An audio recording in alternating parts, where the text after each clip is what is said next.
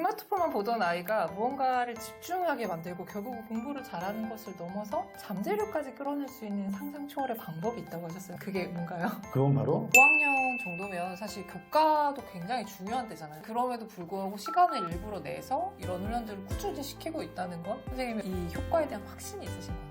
네, 그렇습니다. 가정에서 나는 이렇게는 하기가 어렵다 이런 분들이 또 있죠. 그럴 때는 어떤 목표가 있으면 좋겠다는 생각이 듭니다. 예를 들어 1년이면은 52주죠. 그러면은 1주마다 안녕하세요. 교집합 스튜디오 주단쌤입니다. 스마트폰만 보던 아이가 바로 책상에 앉기 시작했다고 합니다. 이건 수학도 아니고 독서도 아닌 특별한 방법 때문이었다고 하는데요. 21년차 초등 교사 아빠가 쌍둥이 두 딸들에게 정말 강조해서 시키고 있는 바로 그것, 오늘 영상에서 모두 공개합니다. 초등 집중력을 키우는 동시쓰기 힘의 저자이신 김진수 선생님을 모셨습니다. 안녕하세요. 반갑습니다. 읽고 쓰는 삶을 살아가는 미랄센 김진수입니다. 스마트폰만 보던 아이가 무언가를 집중하게 만들고 결국 공부를 잘하는 것을 넘어서 잠재력까지 끌어낼 수 있는 상상 초월의 방법이 있다고 하셨어요. 그게 뭔가요? 그건 바로 동시쓰기입니다. 교육 관련된 책을 보다 보니까 항상 교육을 안에서 끌어낸다 이렇게 표현을 하잖아요. 동시를 교육을 하다 보니까 이 아이들이 스스로 자신 안에서 뭔가를 이렇게 끌어내는 그런 힘이 있더라고요. 거기서 세 가지 삼성을 발견할 수 있었는데 첫 번째 성은 성공이었습니다. 여기서 말하는 성공은 어떤 부를 거머쥐는 그런 성공이 아니고 작은 성공의 느낌을 갖는 거죠. 아이들이 자기의 글을 선생님이나 부모한테 가져오면은 대부분이 썼다 안 썼다 이렇게 확인 정도로만 했던 것 같아요. 저도 예전에 그랬었고, 근데 어느 날부터 아이들의 글 속으로 들어가서 하나둘씩 피드백하고 하다 보니까 아이들이 자기가 해냈다는 그런 감정들이 느껴지더라고요. 아이들은 그걸 토대로 해서 작은 성공의 느낌을 느끼고 작은 성공들이 쌓이다 보니까 서서히 성취감으로 전이가 됐던 것 같습니다. 나중에 아이들의 성공과 성취감이 하나의 작품이 또 되더라고요. 생산성 있는 그 성장을 가져다 줄 수 있었거든요. 21년차 초등 교사이시자 네. 초등 5학년 두 딸 아빠이시기도 네. 하시다고 들었는데요. 동시쓰기를 경험하기 전과 후에 아이들이 극적으로 변화했다고 들었어요. 저희 제자들 경험을 말씀드리자면은 네. 대부분이 시를 쓰자면은 순간 애들이 좀 얼더라고요. 그쵸. 창의적으로 표현해야 되고 내가 이거를 작가처럼 표현할 수도 없고, 근데 아이들은 이미 언어의 표현력이나 기질이 분명히 있다고 생각을 하거든요. 네. 예를 들어 어떤 한 친구가 선생님 저는 아무 생각이 떠오르지 않아요.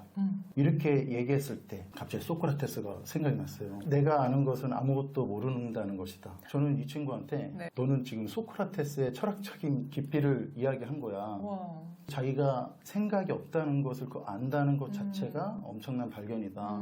그럼 그 주제로 한번 써보면 어떨까? 재밌네요. 그랬더니 이 친구가 선생님 저 진짜 아무 생각이 없는데요? 그래 왜 생각이 없는지 한번 들어가 볼까? 이런저런 질문을 하다 보니 네. 선생님 생각이 났습니다 하면서 이 시를 한 편 써왔습니다. 궁금해요. 이게 지금 원본이거든요. 네. 제가 낭독 한번 해드리겠습니다. 네. 생각이 떠오르지 않는 날, 오늘 국어 시간에는 시를 쓴다. 그런데 생각이 안 나. 그림도 뭘 그릴지 모르겠어. 어떡하지? 뜸들였다. 난 떠올랐다. 제목을 생각 없는 날로 하면 될까? 근데 나는 다른 제목이 하고 싶어졌다. 생각이 떠오르지 않는 날로 해야겠다. 그렇다. 나는 이것도 힘들다. 너무 귀여운 게 여기 이렇게 그림도 그려져 있고 네. 나름 자신의 생각을 표현했어요. 저는 한 줄만 써도 괜찮다고 생각했는데 얘는 지금 줄이 몇 개예요. 그러니까요. 누구도 흉내내지 못한 한 편의 시를 썼잖아요. 그 뒤로 이 친구는 어떻게 됐을까요? 계속적으로 자기의 시를 꺼내기 시작했어요. 대부분은 시라고 하면 되게 멋들어지고 맞아요. 표현력이 좋고 비유법이 되게 좋고 이렇게 생각했는데 그게 아니고 아이들의 쓰는 거에는 이미 시가 한 편에 있다는 것을 저는 어느 순간 깨닫고 중요한 거는 아이들이 쓴 것에 대한 평가하고 피드백하고 지적하고 이러는 게 아니라 얘네 안에 있는 의미를 발견하는 게 최고의 멋진 시가 되겠다. 이런 생각이 든 뒤로 이런 류의 시가 오면은 거기 안에서 또 발견하려고 서로 이야기 나누다 보면은 되게 좋은 시가 탄생이 되는 거예요. 동시 쓰기를 통해서 제일 중요한 게 내 안에 내적 동기가 계속 발휘가 되는 것 같습니다. 대부분 아이들의 약간 학업적인 면에서 자기는 못한다고 생각을 솔직히 많이 하거든요. 네. 어떻게 보면 정서지능과 관련이 돼 있잖아요. 근데 시쓰기를 통해서 하나둘씩 본인의 레벨을 높이는 것 같습니다. 스마트폰에서 게임을 하는 이유도 레벨이 계속 높아지면서 본인의 성취감이 있잖아요. 이것을 동시로 전이를 시키는 거죠. 아이들과 수업을 하다 보니까 이런 경험이 있습니다. 시를 쓰면 항상 지은이를 쓰잖아요. 예를 들어 이름 김진수만 이렇게 쓰는데 어떤 한 친구가 조용히 다가오더니 선생님 여기에 제가 작가라는 거 좀 써도 될까요? 그 멘트가 너무 좋았나 봐요. 이 친구는 원래 글을 쓰던 친구가 아닌데 네. 자기의 생각을 서서히 하나씩 계속 끌어오기 시작한 거죠. 그 뒤로도 계속 작가 누구 이렇게 하면서 이게 또 즐거운 경험이었는지 그 뒤로도 다른 학업에도 연결이 되었고 이것도 한번 도전해보고 저것도 도전하면서 다양하게 연결고리가 함께 가는 모습들을 이 친구뿐만이 아니라 지속적으로 보고 있거든요. 뭔가 내가 할 수 없다라고 하는 그 울타리를 동시라는 것이 작용해서 그 울타리를 좀 더 넓혀주는 그런 역할? 이번에 자녀분들이랑 또 시를 같이 써서 이렇게 책을 내셨더라고요. 가족탕이라고 제목부터 가족미가 넘치고 이 그림은 혹시 누가 그렸어요? 그림은 아내와 아이들이 같이 그렸어요. 어떻게 아이들이랑 같이 동시 쓰기를 하셨는지도 궁금하거든요. 저희 자녀가 초등학교 5학년인데 2년 전으로 거슬러 올라가면요. 각 지역 도서관마다 시민 작가를 모집하는 프로그램을 많이 하더라고요. 저희 도서관에서도 초등학교 아이들의 시민 작가를 모집하는 프로그램이 있었습니다. 네. 동시 쓰기를 한다는 거예요. 쓰기만 하는 게 아니라 이걸 모아서 작은 책으로 낸다. 아이들이 처음에는 시 쓰기가 솔직히 어렵죠. 근데 한 편 한 편 완성을 해 나가더라고요. 그래서 결국에는 20편을 완성했고 작은 책자로 만들어져서 너무 감사하게도 도서관에 진열을 한동안 했었어요. 여기서 아이들이 엄청 뿌듯함을 그죠, 많이 엄청난 느낀 거죠. 성취감이죠. 그 성취감 덕분에 보였던 것이 공모전이었어요. 목일신 100일장 캠프를 저희 둘 중에 한 명이 예선을 통과한 거예요. 부천에 있는 한 도서관에 가서 2시간 동안 현장 100일장 대회를 했어요. 네네. 초등학교 3학년짜리가 가서 엄마 아빠랑 헤어지고 2시간 동안 하는 거예요. 거기서 너무 감사하게도 우수상을 타면서 상금과 상장을 받았는데 아이한테는 또 그게 엄청난 사건이었던 거죠. 그래서 그 덕분에 그 뒤로 계속적으로 아이들은 시를 쓰기 시작했습니다. 엄마 아빠가 저자의 생활을 하다 보니까 그럼 아이들의 시를 가지고 나중에는 정식 출판을 좀 해야 되겠다. 그때 나온 것이 쌍둥이 자매 국수 때밀이가 그때 탄생이 됐고요. 네. 밥 먹다가도 생각나면 가서 스마트폰에 막 뭘 쓰고 있습니다. 야, 너 지금 뭐 누구한테 문자 보내니? 하는 게 아니라 갑자기 시상이 떠올라서 시를 쓰고 네. 때로는 이빨 빼려고 치과에 갔는데 가다 보니 또 시상이 떠올라서 그러다 보니 이렇게 어느 정도 시가 모아졌잖아요. 그 시를 엮어갖고 이번에는 저희 아내와 저와 아이들과 같이 가족탕을 출간할 수가 있었죠. 제가 아이들 나이로 만약에 간다면은 정말 그 독서도 열심히 하고 싶고 무엇보다 쓰기를 열심히 하고 싶더라고요. 왜냐면은 많은 분들이 저한테 물어봐요. 도대체 언제부터 책을 읽고 언제부터 글을 썼냐. 고백을 하자면은 저는 32살 때부터 책을 읽었고 36살 때부터 글을 쓰기 시작을 했거든요. 이렇게 산 지 얼마 되지 않았는데도 불구하고 정말 많은 축복을 받았습니다. 이게 읽고 쓰는 능력의 장점이자 핵심인 것 같아요. 저 안에 자신감도 얻을 수가 있었고 저희 두 자녀한테는 그걸 물려주고 싶더라고요.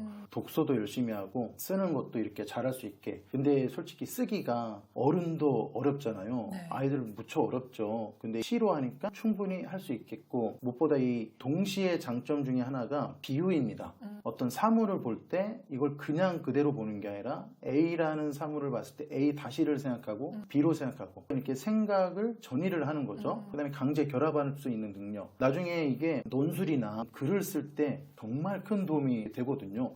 이 아이들이 시를 1년간 꾸준히 쓰고 일주일에 한 편씩만 써도 50편이 나오죠. 50편이 나오면 동시집 책 한 권 분량이거든요. 그럼 매년 아이들은 저절로 글쓰기 훈련을 하고 책으로 나오면 또 이게 포트폴리오가 되고 이게 커가면서 아이들한테 좋은 작용을 할 수 있지 않을까. 저는 그래서 항상 글을 쓰면은 책 쓰기까지 한번 그 경험에 대한 그런 것을 꼭 강조하고 아이뿐만이 아니고 어른들도 그런 경험을 할 수 있도록 이렇게 적극적으로 이야기를 하고 다니고 있습니다. 5학년 정도면 사실 교과도 굉장히 중요한 때잖아요. 그럼에도 불구하고 시간을 일부러 내서 이런 훈련들을 꾸준히 시키고 있다는 건 선생님은 이 효과에 대한 확신이 있으신 거네요. 네, 그렇습니다. 예를 들어서 과학 1단원을 배웠어요. 생명에 대해서 배웠다. 그냥 지식으로 외웠을 때는 장기기억으로 많이 남지 않거든요. 근데 이것을 고민해서 본인이 시로 한 편 썼다고 하면은 이 시는 장기기억으로 거의 넘어가더라고요. 그래서 나중에 공부를 할 때도 이 시 한 편에서 오는 효과가 훨씬 더 크다고 저는 생각을 하고 있습니다. 저는 그래서 자녀들한테 동시 쓰기를 지속해서 강조를 하고 있습니다. 그래서 이 동시쓰기 연습이 과연 실제로 교과 역량하고 어떻게 연결되는지 이게 좀 궁금하실 것 같아요. 연결이 많이 됩니다. 오. 예를 들어 국어적인 요소에서 일단 자신의 생각을 글로 정제돼서 표현하는 거잖아요. 네. 이게 의사소통 능력과 되게 밀접한 관련이 있거든요. 또 그 감각적인 표현력들 그런 것도 다 연관이 돼 있고 시를 쓸 때는 일단은 주변 사물을 보면 상당히 좋습니다.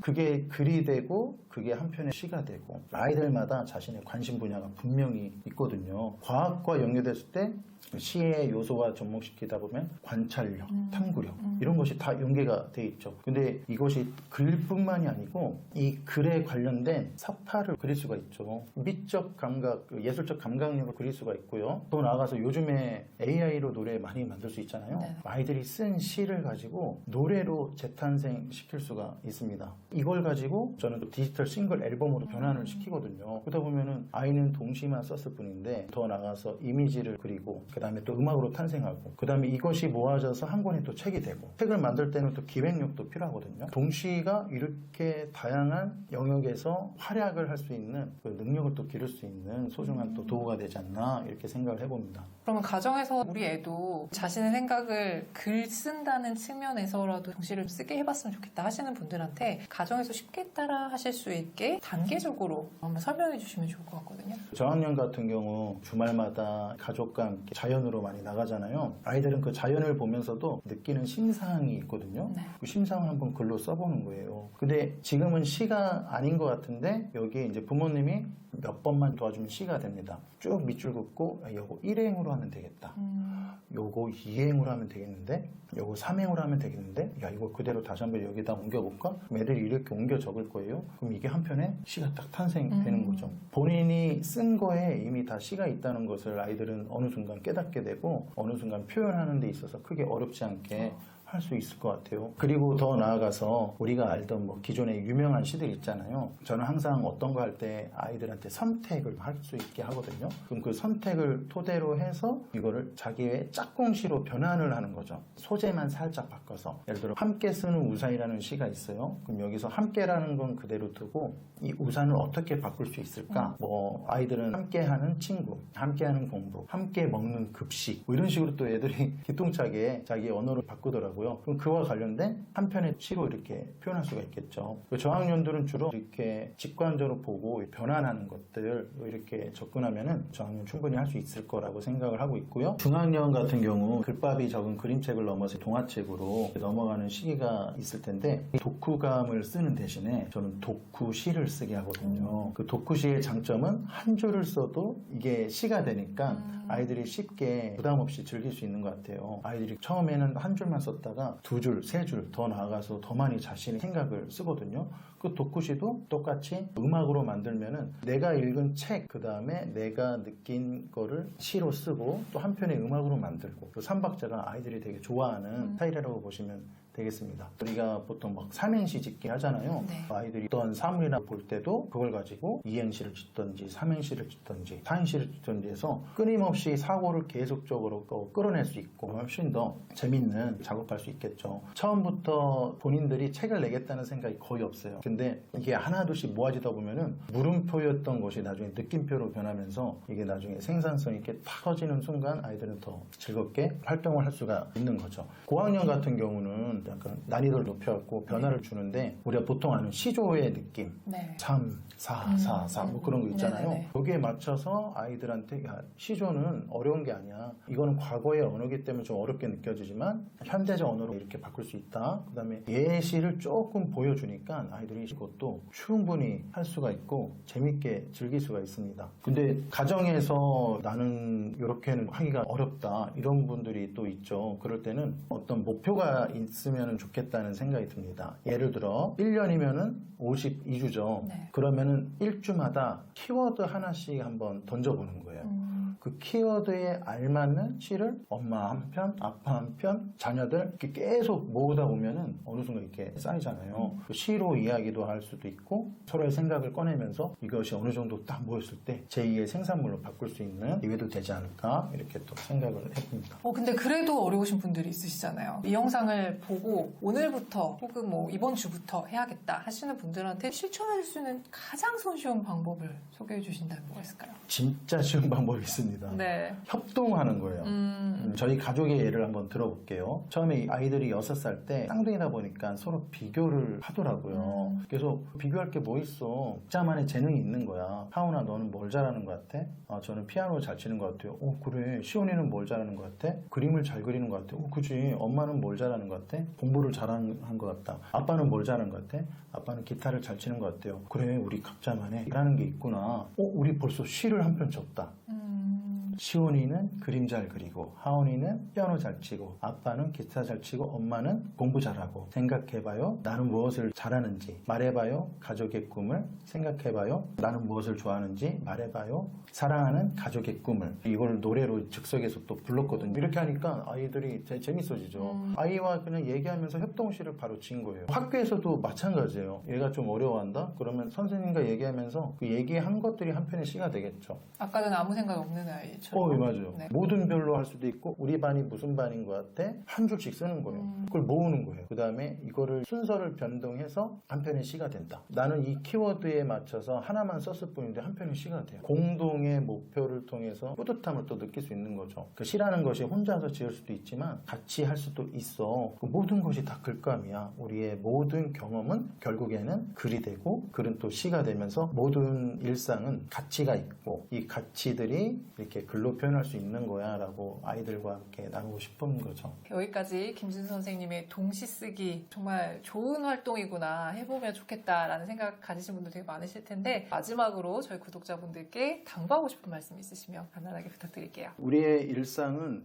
전혀 평범하지가 않습니다. 이렇게 평범한 일상을 동시로 표현해서 평범했던 일상이 더 특별한 일상으로 만들 수 있을 것 같습니다. 우리 함께 동시를 썼으면 좋겠습니다. 좋은 말씀 감사합니다. 수고 많으셨습니다. 네, 감사합니다.